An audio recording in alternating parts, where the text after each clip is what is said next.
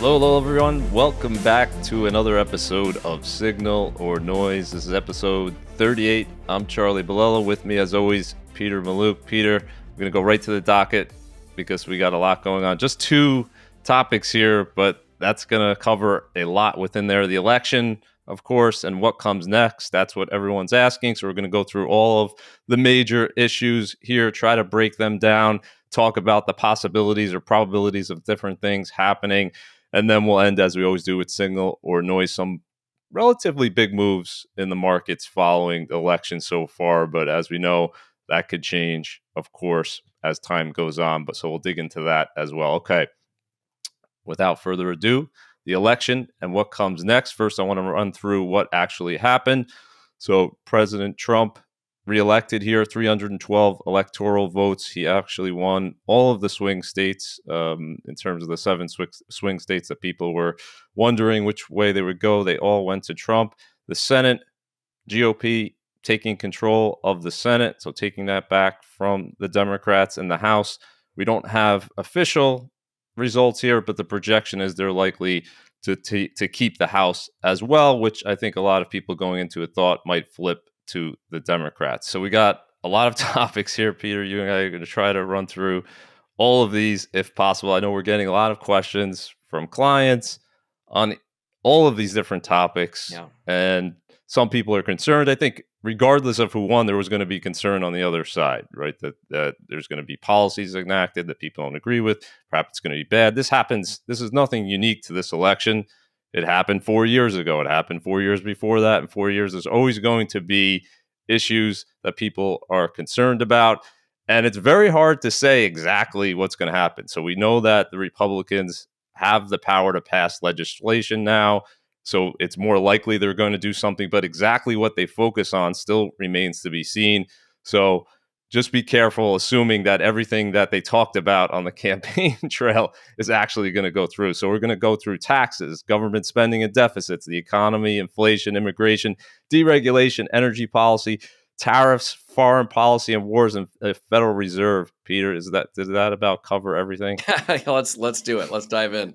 Okay, let's start with taxes here. I think this probably is the easiest one, and if you go based on history, that's what kind of they led with the last time around when they had full control after Trump was elected the first time. So it seems very likely that at least some of these things are going to happen.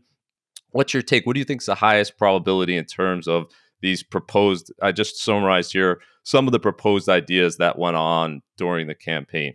Okay, so I've done. There are two calls that stick out in my career around elections. So first, when President Obama won, I remember where I was when I was talking a client into staying invested. I did not succeed. That client lost a huge amount of money by not being invested during the Obama administration. And I took a similar call when Trump won the first time, and that person lost a huge amount of money. So just before we get into taxes, the markets are going to find a way. I didn't see that in our list of topics today. The markets just do not care. I have that at the end. Yeah, I mean, come on. All right, so we'll come to that. All right, Yes. but let's talk big picture taxes because there's a lot of proposals. You've listed them out here. Yep. But let's talk about the big picture taxes. Yeah. And this is going to surprise people. Under Bush, under Obama, so we're talking about 16 years now between those two. Under Trump, under Biden, across all of them, income tax rates moved less than 3%, right?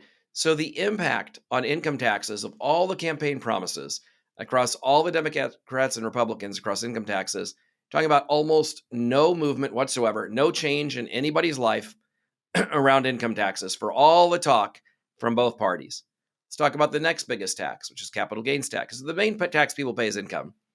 The second one they pay is capital gains. You sell a stock, you sell a business, you sell property. It's gone up in price. When you sell it, the gain is taxed at a different rate. It's called the capital gains tax. Under Bush, under Obama, under Biden, under previous Trump administration, the capital gains tax has not moved at all. It stayed exactly the same. No one paid more. No one paid less. These are the two biggest taxes that exist. So all this stuff that Trump and Harris were talking about, this is all on the periphery. I'm not saying it's meaningless. I'm saying this idea that the world has completely changed tax-wise is just not true. All the conversation around both parties all the time you don't really see the radical change that people expect to see. So when we look at the proposals that Trump made, and what's interesting is the proposals across both parties were very similar. Like these things like not taxing tips and so on. A lot of these main policies were very similar. The difference between the two parties and the tax proposals is a rounding error. So when I look at what some of the things that Trump is proposing about lowering the corporate tax rate, I think, or not taxing tips or deduction for auto loan interest or raising the child tax credit, which we heard Vance talk about, raising that credit to $5,000. I think Yep. there's a high probability these things are going to happen. And I think they will be offset probably somewhere else. And I think for the majority of our listeners, the impact is going to be not significant. Now, the corporate income tax going from 21% to 15 is not directly significant to people. It will impact stock prices. Obviously, corporations that pay 6% less in taxes, you have 6% more in profits.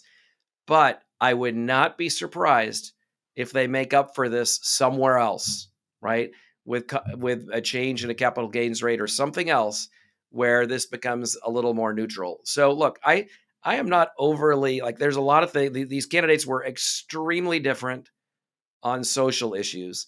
They're extremely different on other issues, and they're a little bit different on economic issues, but not as radically different, I think, as most people think.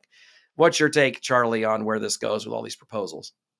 Yeah, I think first of all, I think the it takes away kind of that uncertainty of removing because we had that expiration, right, of the Tax Cuts and Jobs Act. So a lot of people were asking, in terms of all the changes that were made back then. As you said, it wasn't huge in terms of the actual tax rate, but we did have that big bump up in the standard deduction, an increase in the child tax credit, which likely would have stayed either way. The estate taxes, right, potentially that could have rolled back. So there's a lot of things here that clients were uncertain about, and now we're kind of certain at least all of that stuff will remain.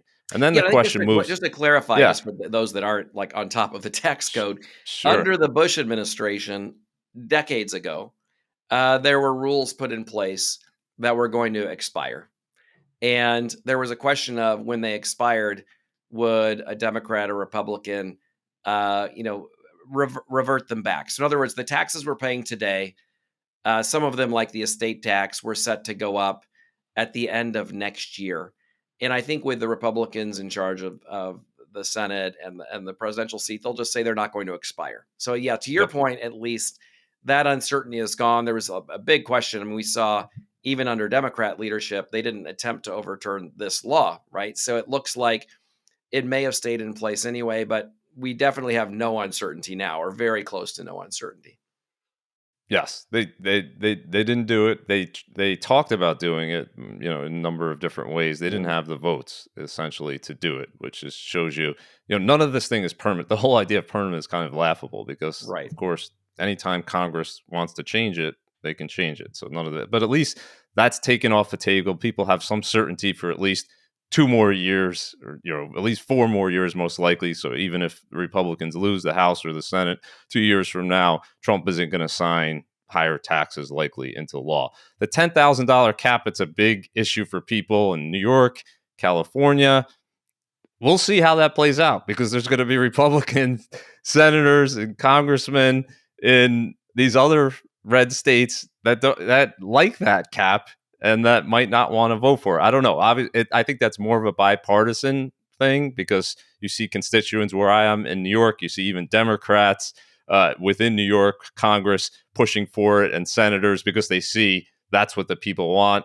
So I'm not sure. We'll see how that goes. As you said, the corporate tax rate, maybe that's why the stock market was running up this year ahead of that. Maybe they think it's going to get pushed through. We saw a similar stock market rally in 2017 ahead of that cut, but it's not clear exactly what that will mean because the way Trump has talked about it is only for domestic production, only if you're going to produce that stuff within America. So you're not going to get that benefit if you don't Right. do that. So that's very complex how they could, parse that out. I'm not sure at the end of the day what will happen with that. The most bipartisan thing, Peter, would be a thing that I actually don't even agree with. And we had talked about it previously, which would be this idea of exempting tips and Social Right. Security and overtime pay from Yeah. taxes.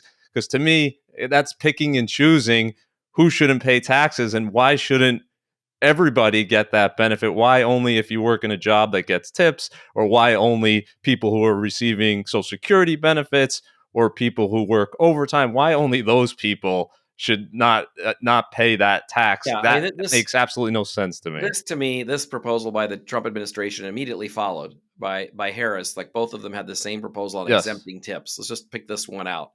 Uh, Yeah. this is an incredibly unfair one, right? So you have someone who's working at, say, Sonic, or let's take Wendy's. You're at Wendy's, you don't get any Yeah. tips. Let's say you're making $18 an hour at Wendy's. Under the Trump proposal and what Harris matched, that person making $18 an hour is going to pay taxes. Instead, you're working at like a drive-in type place like Sonic.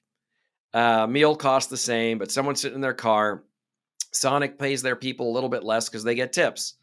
So the person working at Sonic doesn't pay taxes on their tip. The person working at Wendy's does pay taxes. This is unfair. Just lower all of their taxes and be done with it and be fair about it. So to me, this was a campaign gimmick. Both parties had it.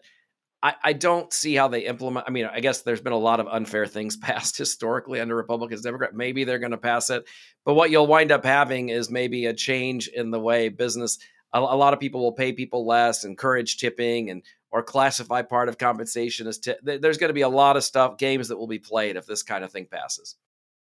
Yeah, for sure. Okay, so we'll see what happens on taxes. I think at least some of this stuff will go through, but the biggest thing of all is just that prior law is not going to reset, right? And so Right. people have some certainty surrounding that, and the other stuff is just going to be bargaining, going back and forth. And the big question I think on taxes is going to be related to the spending and deficits, because there are going to be certain people within the Republican Party who are concerned about the deficit and this idea of cutting taxes again, like we did back then. So we did those big tax cuts back in 2017, but there was no reduction in spending. So what we saw, Peter, as you know, is the deficit started to rise. That was before COVID. It was going up, right? It was getting close to $1 trillion. I think it even surpassed $1 trillion just before COVID. And then, of course, it ballooned higher.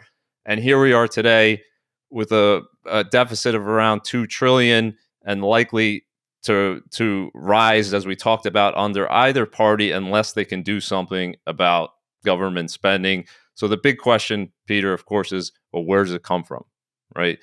Trump has already said many times, and I think you could probably take his word on this, he's not going to touch Social Security. He's not going to touch Medicare. People love those programs, so it has to come from somewhere else. So there's this Department of Government Efficiency that's supposedly going to be created. Elon Musk is going to run that, and he's talking about waste, fraud, and abuse. And I know we talked about it on the last episode, but do you think he can do anything about this enormous amount of spending that has just seen an enormous increase? And it wasn't just, okay, we bumped it up during 2020, during COVID. We had to do it because the economy was going to depression. We kept on spending after that as if we're still in a crisis. So where's he going to take it from? Is he going to be able to cut anything? To me, it would be a miracle, Peter, just given the trajectory over both Trump and Biden, just given the trajectory. It would be a miracle if they just held the line on spending. If they went 0% increase for a year, that would have been absolute. This idea of cutting $2 trillion, to me, I don't see it at all possible. I'm hopeful they could cut something, but even zero would be a win in my view. I think what you'll see is so much of the deficit is the built-in increases for all these departments. And I think you can make a lot of progress just by saying there's a freeze. I think they're going to go beyond that. And I think we're going to see a lot of these departments see severe cuts. And part of it's philosophical, right? Like, Democrats want there to be more federal power and Republicans want there to be more state power. It's just a philosophical way of looking at things. So philosophically, you don't care as much about as a conservative about the Department of Education because you believe it should be handled at the state level anyway. So this is that's one they've talked about, right? Yeah. Potentially eliminate. I don't see that happening, but that's $300 billion right there, right? Right. You could cut so something. I think what we're going to see is, hey, your increases aren't 4% a year; they're 2%, or they're 0% for a while, and certain departments we're going to cut severely. But I just can't see him going after Social Security and Medicare because he's promised on the record multiple times not to do it. Yep. Vance has promised on the record not to do it. He's That's been right. accused of that he will do it because it's the only way to accomplish the things he said he was going to accomplish, and because his voter base, the very Yeah. heavily is in that group, and so I just think that's just going to be And he was uh, president for 4 years, and he didn't and touch didn't it and touch didn't it. talk Yeah, about it. that's right. We know it's the third Yeah, neither rail neither of party's politics. touching that. Yeah. They're not good. So they'll have to. So I like the idea. I'm hopeful. I don't know how Elon Musk has any time for it, but if he were to go in there and look at and say this is glaringly waste, this is fraud, 100. Like who's not in favor of eliminating fraud? That's it. Well, I think we're going to see a lot of very interesting things because I mean, it's very clear. Every now and then, under both administrations, we get to see like the ridiculous spending Yeah. that happens inside of these Right. groups and But how right, bloated they the become. idea that some people are suggesting that he can go in like he did with Twitter and cut 80%, and I have no doubt some of these departments could be cut, and we would be just fine. But the politics of that is very, very difficult. Right? It's going to be a huge effort to cut anything. I think from anywhere. So we'll I see. will say, I do think if we are going to see it, I think we're going to see it very early. So they're going to if they're going to do it, they're going to have to do it right away while they have some momentum. So I Yep. think we're going to see this unfold in early 2025 if it's going to happen at all. Yeah, and hopefully, if there are additional tax cuts, they will tie it to spending cuts, and we'll keep that deficit in check. I mean, even at two trillion and rising, that's not in a good place, Peter. But No. if the idea of yeah, we could just keep cutting taxes without cutting spending, I think that's a dangerous position to have. So we'll see what happens there. Let's go to the economy here, Peter. And this is an interesting one because you tend to see a shift in power when there's a recession, right? Or people feel like there's job losses. That really wasn't the case this time. We've been in an expansion since 2020, right? The unemployment rate is still relatively low, 4.1%. We're not seeing massive layoffs. The big issue, it seems like, if you look at the exit polls, the big issue for most voters on the economy was the inflation side. So if we look at where inflation is, obviously it's come down, and they were kind of pointing to that as a win. And what the people were actually saying is what you and I have talked about. It's that cumulative inflation Right. that's been so punishing. We've talked about this endlessly, and I feel like I've been talking about it for 2 years, and so I think that let's look at it in two parts. One is who's to blame for the inflation, right? Is it Biden? Is it post-COVID policy? It's the Federal Reserve. Let's call that irrelevant for our discussion today, right? It's not Yep. relevant. So, Okay. but when we look at the voter, what did the voter care about? The number one thing in the exit poll was this issue. To your point, so to me, the issue with this recovery is I like to call it a K-shaped recovery. The media calls it a V-shaped, right? You had COVID, everything went down, and then everything went up. But when we say everything, we mean stocks went up, and if you owned a business, the value went up. And if you owned a home, the value went up. If you owned real estate, you were renting to as apartment complex, or it went up. So if you owned assets, yes, they went down in value and then they went up a lot. And so you're like, hey, there was a recovery. I can feel it. I can see it. Most of our listeners can feel it and see it. Most creative planning clients can feel it and see it. But most Americans did not. And I think this is the big disconnect. Most Americans don't own a lot of stocks or no stocks. They don't own a business. They don't own rental real estate. Their home is not worth a lot, or they don't own a home. And their wages, we know this, their wages do not keep up with inflation. So for the average person working in America, they went to the grocery store and stuff cost a lot more. We can argue about whether it was 40% more or 60% more, but it's a lot more. Highest spike in inflation in decades, right? And their wages did not go up as much. So they are suffering. They just are. That's the reality of it. So it's a K-shaped recovery. People who have money, great. Your assets went down, then they went up a lot, and you're probably richer than ever before. Everyone else, what you had went down, and your income never recovered. So now the cost of everything is up, and you don't have the money to spend on it. So yes, it is true what the Biden administration was saying, which is inflation is decelerating. In other words, yeah, Yeah. it went up 40% or 50%. Everything costs 40 or 50% more, but now inflation isn't 8% a year anymore. It's only 3%. So it's back to normal. Well, the average American doesn't care, right? Everything still costs more than their earnings. And so they went to the ballot box, and the number one exit poll issue was, look, I need someone who can solve this. Now, Yeah, Harris so that's the basically, question, Peter. Tell me yeah, how they can solve it, and how much control right. does the president Yeah. or the Yeah. House and the Senate have on inflation?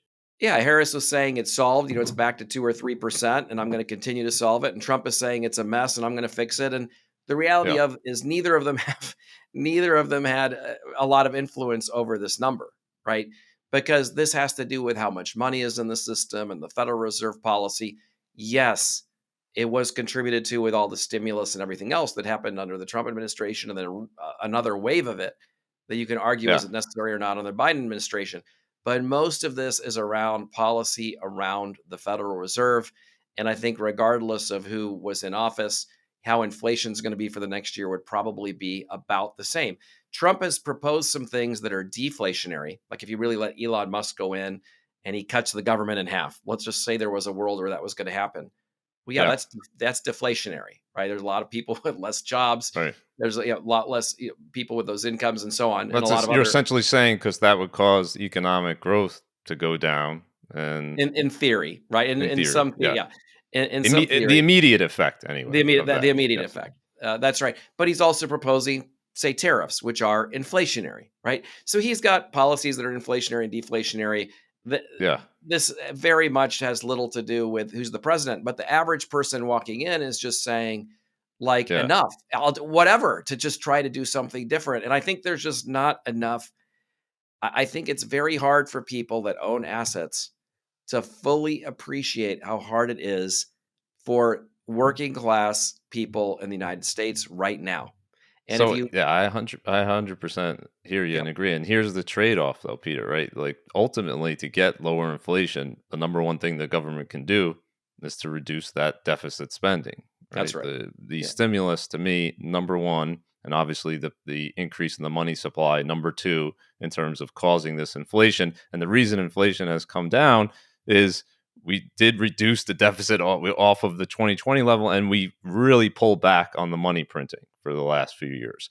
So, to the extent that they're going to reduce that deficit, yes, that could have an impact on inflation, but the trade off is going to be then we're going to have slower growth. And then instead of being angry about inflation, now you're correct. angry about potentially losing your job in a recession or something else. So, it's a very difficult trade off. And then you have the other side, as you said, that's benefited from this. They've been boosted by this inflationary policy of just lifting asset prices in terms of creating inflation. Yeah, it's not good if you're living paycheck to paycheck, but if you have assets that appreciate with inflation, then you're not going to try to fight against that trend so much. So it's a lot of competing interests, and as you said, it's very complicated. I don't think people fully understand or being told or being honest about either party about where it actually comes from and what they can actually do about it. Obviously, hopefully, inflation comes down, but you have to be careful what you wish for because if it comes down rapidly, it's likely going to be as a result of an economic contraction. 100% correct. And I think that I think that there is a difference between the way inflation impacts people with wealth and people without it. That people there is a sacrifice to one to make things work for the other, to your point, and the policies are very conflicted. So it's going to be very interesting to see how the Yeah. inflation story really does play out. Yeah, but no question, lower income people have been hurt by the policy of boosting inflation. It's the most regressive tax you can think of. So, yeah, my hope, as we'll talk about in the Fed section, is that we'll pursue policies for a stable inflation going forward. But let's touch on immigration here very briefly. I think the easy, low hanging fruit, Peter, if you look at polls across party, is just securing the border, reducing illegal immigration. I think that will likely happen here. I don't think that's a stretch to say. I think that was popular across both parties, and it's a big reason why he won those 7 swing states. It just if it wasn't number one, it was number two after inflation in terms of it. But a lot of people are talking about legal immigration and they're worried about that end. And to that, I would say just look at the last 10 years and look at the period under Trump. There really wasn't a huge difference. We've been letting in about 1 million people per year. Legally, there wasn't a dramatic decline whatsoever the last time. If you listen to Trump and Vance and take them at their word, they seem to have no desire to reduce this. They're really focused on the illegal side, and the criminals that have come into the country, I think, would be number one in terms of trying to get them out of the country. Do you think there's people in terms of economics, people are talking about, well, what is this going to what's going to happen in terms of inflation with this or other things? It's very, very complicated to parse this all out in terms of, is this good or is this bad? But I think you have to separate the two, illegal versus legal, obviously. Yeah, I mean, so you've had about 1 million people coming in legally over the last 10, 15 years. Very little change across either party. You did hear in this election both parties talking about increasing legal immigration, and both parties talking about stopping illegal immigration. And so that was really interesting to see them all match up here on this. But to the point on just economics, so the argument of the economic impact of illegal immigration is people that are coming in illegally largely are taking jobs that theoretically other Americans don't want, right? So, I mean, there's a long list of them on farms and lots of other things. So, is it inflationary to stop illegal immigration? And the answer to that, just the economic answer to it, is yes, right? Because if you don't have the illegal immigrants coming in and taking those jobs, then you've got to get Americans to take them. Now, some people say, well, no American will take them. That's 100% untrue. So, very simple economic supply and demand is if you increase the compensation, eventually someone will take it, right? So, Yes. let's They say won't take somebody, the American won't take it at the same wage as someone. 100% correct. Right. So, Yeah. if you are running a farm and you've got illegal immigrants doing something for $15 an hour and there's no longer illegal immigrants. Let's just say tomorrow they're not here. It's not going to happen, but just for the economic example. Then they've got to get their farm running, right? So they might have to pay $22 instead of $15 and then Americans will take them. At some point they will take them. Now, that means the cost of the stuff coming off that farm is going to be more. So, yes, illegal immigration drives prices down because it doesn't mean Americans have to the American business owner doesn't have to pay more for the American to do it. And so it would be inflationary to get rid of this. Now, the counter argument to that someone who's into enforcing the border would say, well, there are other costs. There are other costs to a society if we haven't screened people for all these reasons, or they're not coming through the normal process, or they put more pressure on social services. So it becomes a very muddled question. There is no question that an illegal immigrant drives down the labor cost, which is deflationary for what Americans will buy the goods for. There's also no question they're more likely to use social services, which puts more pressure on the economics. So it's a very, very muddled question. I think enforcing the border, if that's really what's going to happen here, is going to be mildly inflationary. But I don't really think on the campaign trail that's what this was about, right? I think on the campaign trail it was very much saying, hey, you've got legal immigrants that want to come to the United States. Why don't we let more legal immigrants come in than illegal immigrants? Why, and for it's a national security issue, why aren't we checking everything and all of that? I think that's when you look at the polls, Americans were more motivated by that, which is why, Trump said this was a big issue for him. And Yeah. Harris said she would run a different policy than Biden and more likely enforce the border because it really isn't. We're talking about the economics, but it really wasn't seen through an economic lens. Yeah, it's a complex one. What I would say is if you look at working class communities and look at the way they voted and talked about this issue, they were talking about their wages not keeping pace with inflation, and this being another reason why, right? They're directly competing with people that they can't compete with because they have to pay taxes, right? They have to pay for healthcare. They have to pay the other things. And then they saw these people who aren't American citizens receiving these benefits. And so yes, theoretically perhaps it's inflationary, but you're it's kind of subsidizing big business and letting everyone else pick up the tab. So there's been different estimates. What is it actually costing in terms of those services, housing, Yeah. healthcare, education? And some people were talking about numbers. 150 billion was a number people threw out per year. So there's a cost to that as well. And of course, we're not taxing people to pay for that, Peter. We're borrowing, so we're increasing the deficit. So that side of it is inflationary, right? You're giving so, and just more people, obviously, the housing market or rental market. If you have more people in the country and you don't not building new housing units, it's inflationary in that sense, right? So it's very, very complicated. I think that the one thing most people would agree with is we're not we're a country, not just an economy, right? So if we were just an economy and you had that pure, view of let's just like you would have probably no border, but we want to know who's coming into this country. We want to theoretically have the address the needs. If we have a need in a certain area, we take more immigrants in that particular job or that particular skill set. It shouldn't be just randomly based on whoever can cross that border illegally is the one who wins that contest, right? I think so. I think most people kind of agree with that concept, and I think that's what'll happen. And I don't expect to see a big change on legal. Hopefully, they'll come up with a policy that benefits America as a whole, right? In terms of the stuff we've been talking about that forever, so I don't have high hopes on that, but that'll be the big change. And for people who in these lower income communities that haven't seen their wages keep up with inflation, I think reducing the number of illegal immigrants will actually help these people. And I think that was an issue for them. Okay, let's go to deregulation and energy here, Peter. This is obviously another big one in terms of Musk has talked about it a lot. Trump has talked about it. He did it early in his last administration. Kind of this idea that regulations continue to build and build and build. So I think they had this 2-for-1 rule the last time where if you're going to put in a new regulation, you have to remove 2 existing ones before you do that.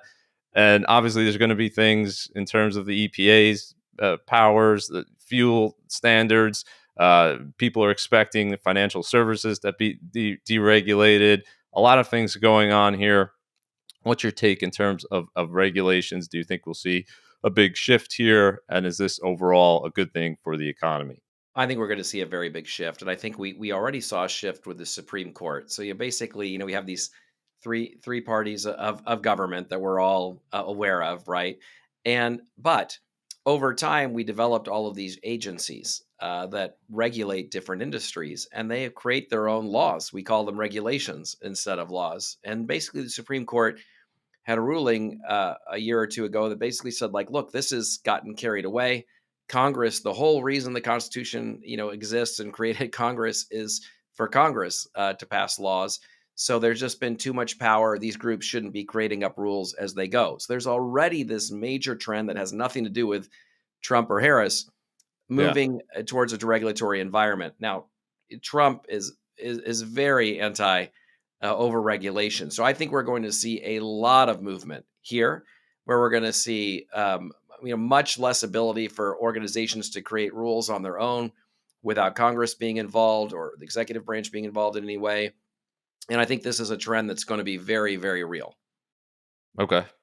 Agreed. And I think ultimately that will be a good thing if your view is that there's too much regulation. Reducing unnecessary or burdensome regulation will be good. And Peter, and as I think we've talked about in the past, for smaller businesses, this is a huge issue because the big corporations of the world, they love regulations, Yeah. right? Because it increases the barriers to entry. It's really the small players and new companies that are forming that have the most difficult time with this kind of stuff.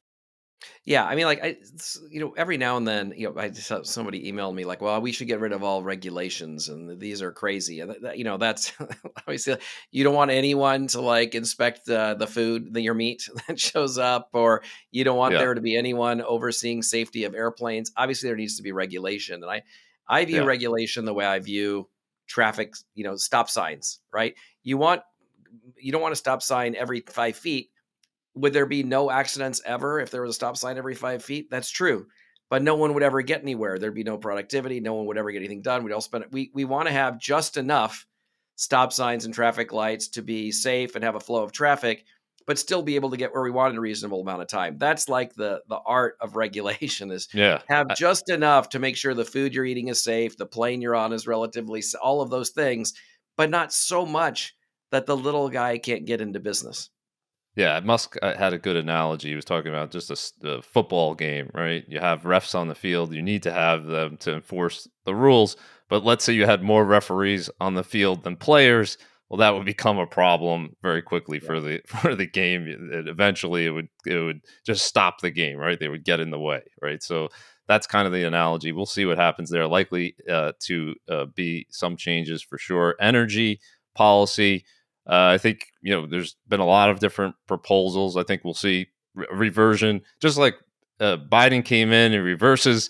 I'm not a big fan of the executive orders, Peter. I would much prefer these things to be act of Congress, but that's unfortunately the world that we're living in. But immediately you're going to see these executive orders reversing what Biden did, which was reversing what Trump did, and just generally more in favor of obviously U.S. energy production, but and nuclear, I think, is a good discussion to have, and it's kind of a bipartisan thing. It's clean, a form of energy. The debate will be, can we do it in a safe way? But I think in terms of the recent research and evidence, it's pointing to we need to have more nuclear in this country. China's obviously doing it in a big way, and I think we should definitely focus on that as well. But I would just like to point out for people in terms of crude oil production, I think there's this perception that the president is going to make enormous changes. Like we've been increasing crude oil production under Biden, under Obama, under Trump.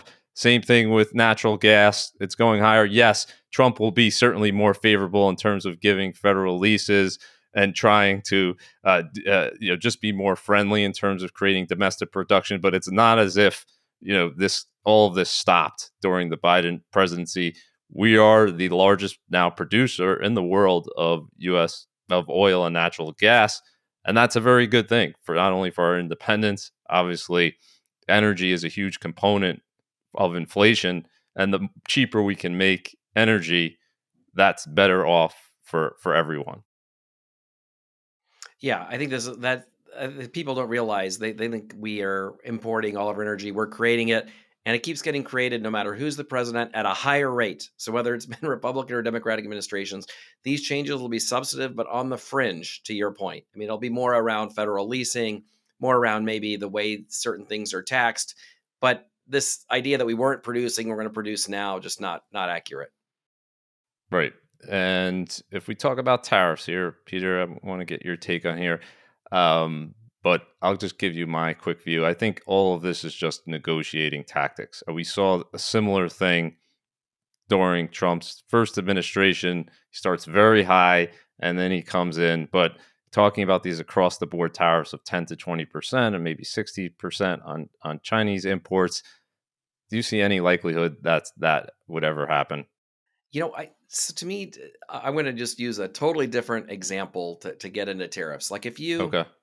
some people, when you think about Walmart, some people think, well, Walmart was bad for America because it killed all the small businesses in all the small towns and came in, and then all the money goes to Walmart.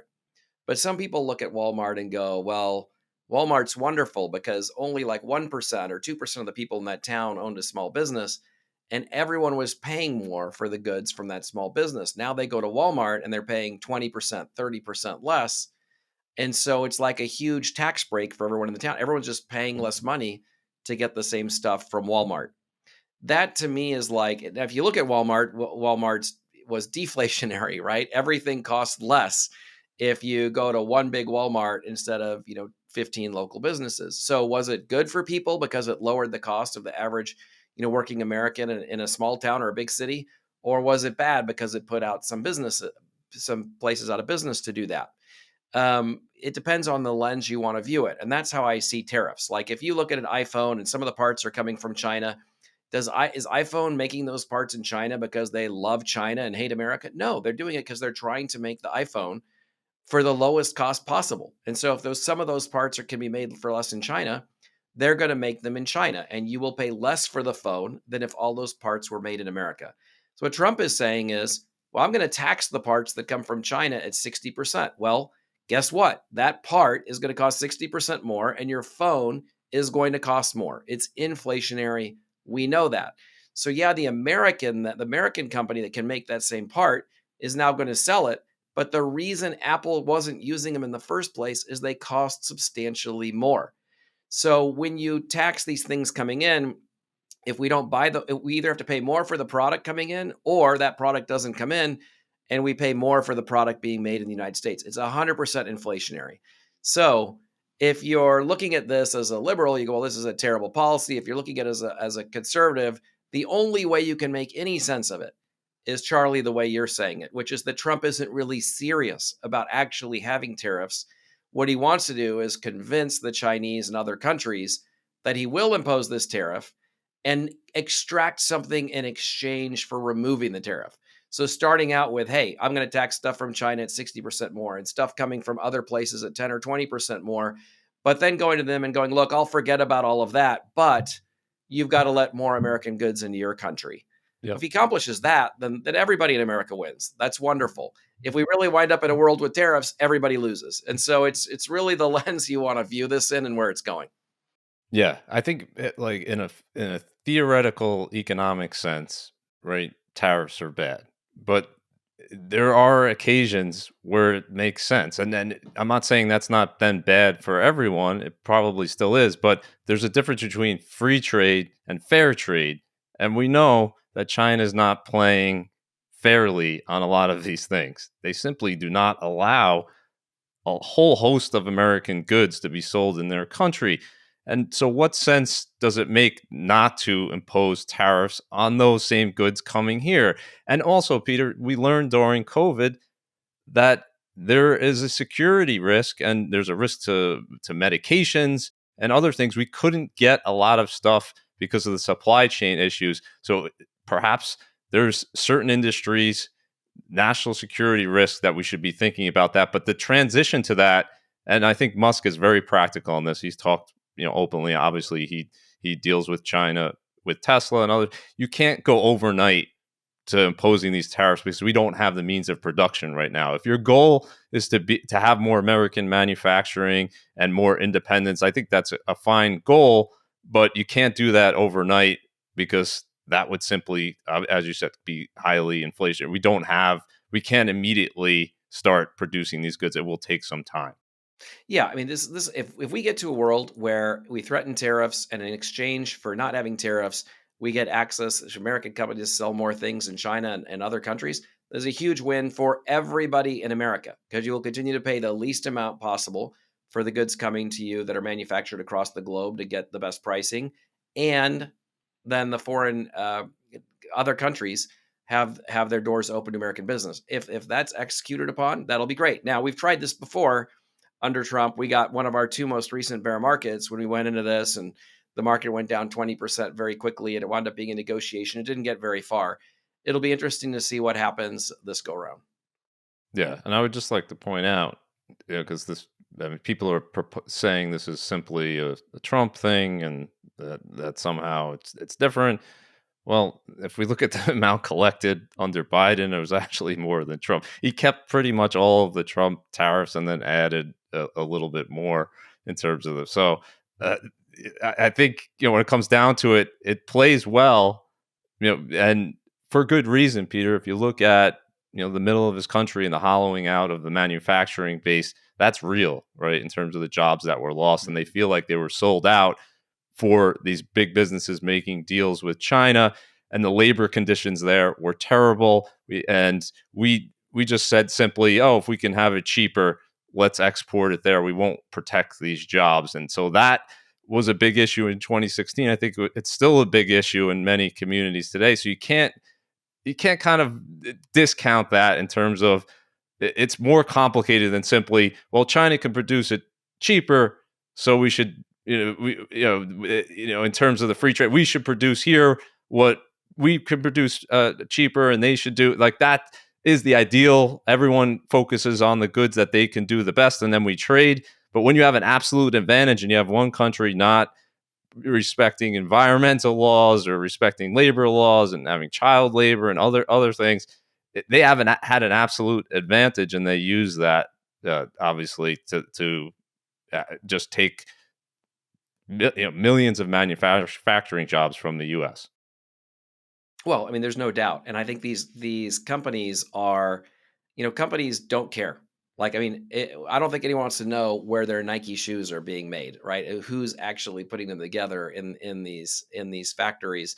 It's not a level playing field. I think everyone has known that under both administrations. I think one of the things that you've talked about that I think is interesting is the deglobalization that has to happen because of COVID, and just which, regardless of tariffs, is something that has to happen. Like we used to make chips in Taiwan because they cost less, and but Taiwan's at risk with China, and so what are we going to do if there's a crisis? We're going to lean on a country that won't sell to us in a crisis. We have to control that because that's part of national security. So now the United States is building chip plants in Arizona and trying to localize it. So we Yep. are going to pay more for that. We're seeing that deglobalization coming out outside of COVID, regardless of the tariff war, no matter what. More things are going to be made in America because, from a standpoint of national security, it just has to happen that way. Yep. Okay.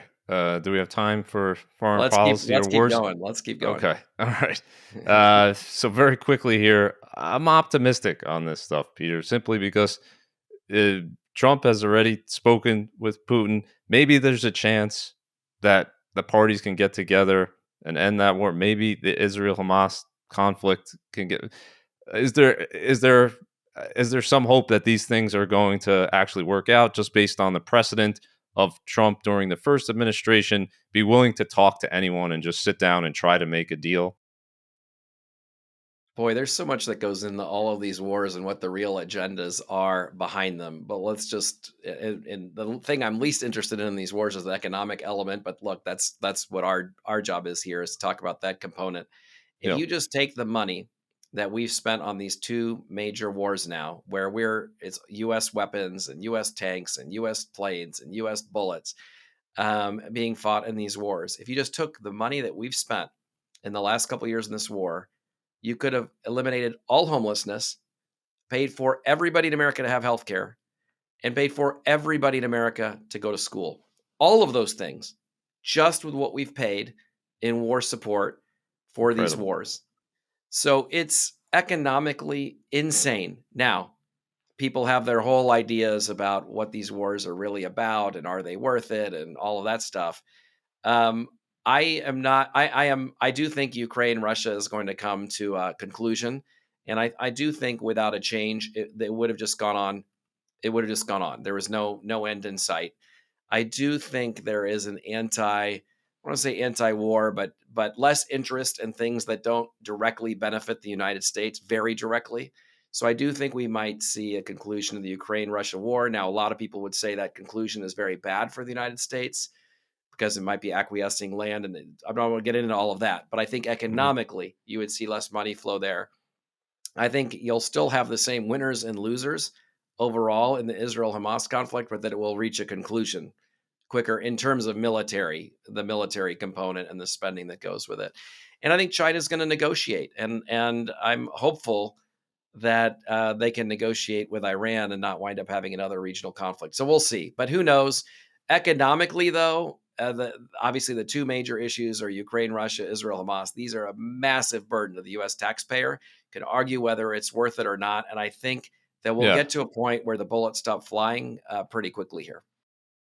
Yeah, it's a huge burden. I don't think it gets enough attention, as you said, the problems we have in this country and the money that's going there. And in terms of accountability and in terms of figuring out where all that money's going, well, hopefully we'll get some transparency on that and we'll actually say this is crazy and we shouldn't continue to be doing this.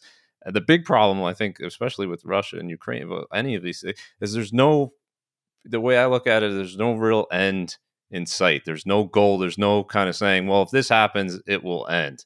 So I think you have to just get the parties in a room and see what everyone will accept as a negotiation that satisfies everyone and stops people from being killed, stops Ukraine from being destroyed. Because as it stands now, it's not helping Ukraine, it's not helping Russia, and it's not helping the United States, who is funding this massive thing that most of American people have no idea I think, what's going on there. So I'm hopeful as well, and I do think that we'll see a resolution at some point next year with that conflict, and with the other stuff. Hopefully, the principle, as you talked about, there's growing a component of, let's say, America first, and there was kind of a rejection, I think, as part of this election of the Dick Cheney wing, of neoconservative wing of the party. However you feel of it, there was a rejection of that. We don't want to have another Iraq on our hands where we're spending trillions of dollars and hundreds of thousands of people are dying.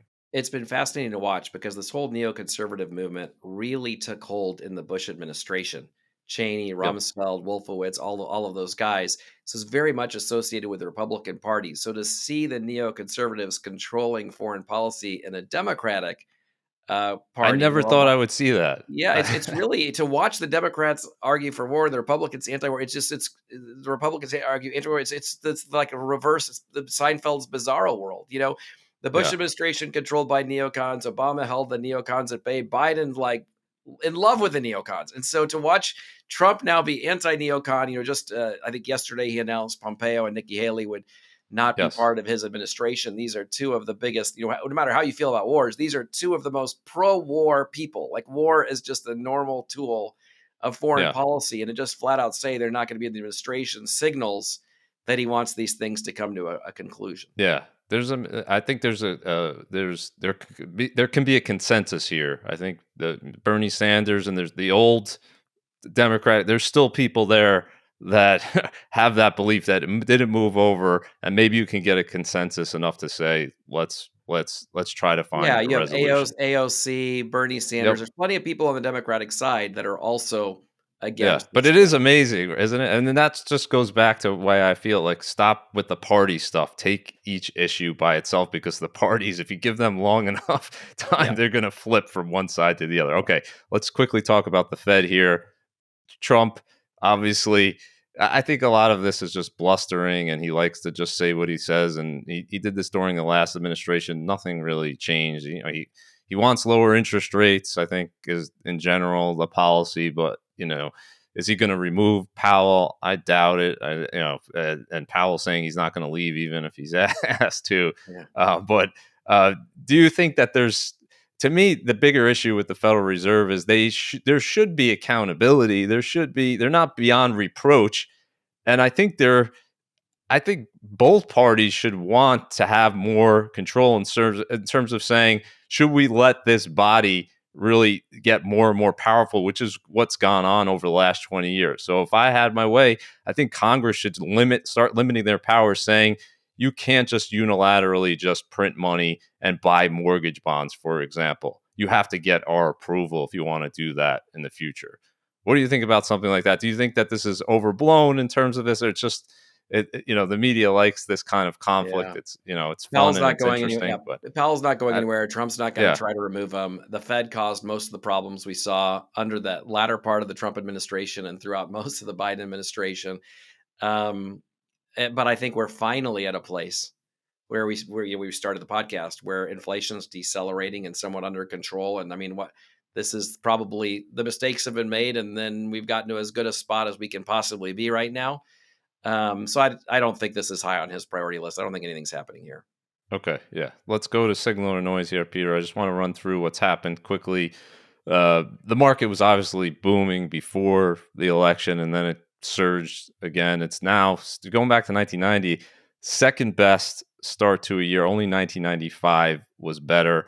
If we look at the all-time high list here, which we update every time, we're at 50 now. So only a small group of years have 50 all-time highs or more. We're already at 50. Obviously, we still have more to go. S&P 500 up 26%. Best start to a year since 1995, 11th best in history. And I just wanted to get your take on this chart, because a lot of people are making a lot about these moves, and there have been some big moves in terms of what's happened since the election.